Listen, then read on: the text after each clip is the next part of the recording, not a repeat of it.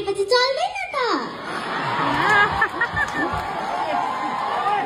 त्यही भएर इङ्ग्लिस त हुनै पर्यो नि। तेरो के को इङ्ग्लिस छ फिङ्ग्लिस? हामीले हाम्रो भाषा बोल्छु बुझ्छु बस भइगयो। ए लु त्यसो भनेर कहाँ हुन्छ? तपाईँ ठुलो भएर विदेश जाँदाखेरि व्हाट इज योर नेम भनेर सोध्यो भने मलाई थाहा छैन भन्नुहुन्छ? त्यति साह्रो पनि होइन कि, आउँछ अलिअलि। तर इङ्ग्लिस चाहिन्छ भने हामीले हाम्रो भाषा त बिर्सिनु भएन नि। अन्त हामी पनि इङ्ग्लिस स्कुल पढ्छौँ भन्दैमा हाम्रो भाषा कहाँ भुलेछौँ त? लु नेपालीमा तेरो नाम लेखेको त हुन्छ।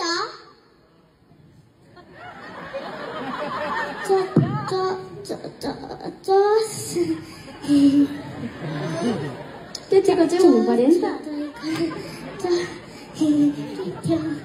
हे तैँले आज आफ्नै भाषामा आफ्नै नाम हिज्जे गर्नु जानिनस्।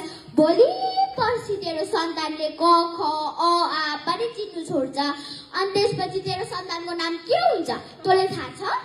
के हुन्छ? त्यो एलेक्जेन्डर जाम्सवर्ड त्यो जाम्सवर्ड माइकल ज्याक्सनहरू हुन्छ बुझिस्? हेर बहिनी, हामी सरकारी स्कुल पढ्छु भन्दैमा हामीलाई त्यति साह्रो हुचाएर नभन्। सरकारी स्कुल पढ्ने मान्छेहरू पनि ठुलो ठुलो मान्छे भएको छ त। हाम्रै देशको प्रधानमन्त्री श्री नरेन्द्र मोदी इङ्ग्लिस स्कुल पढ्यो। भए त इन्डियाको प्रधानमन्त्री डाक्टर एपीजे अब्दुल कलाम सरकारी स्कुल पढेर भए त भारतको प्रेसिडेन्ट। सिक्किमको चिफ मिनिस्टर श्री पीएस गोले सर सरकारी कलेज पढेर भए त सिक्किमको चिफ मिनिस्टर।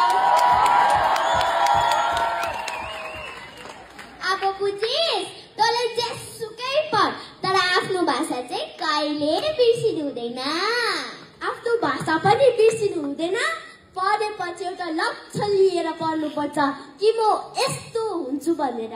बुझिस् तिमी? आँपको चाहिँ बुझे। तपाईँले मेरो आँखा खोलिदिनु भयो। आँखा खोलिदिनु भयो रे? खै यसको आँखा त पनि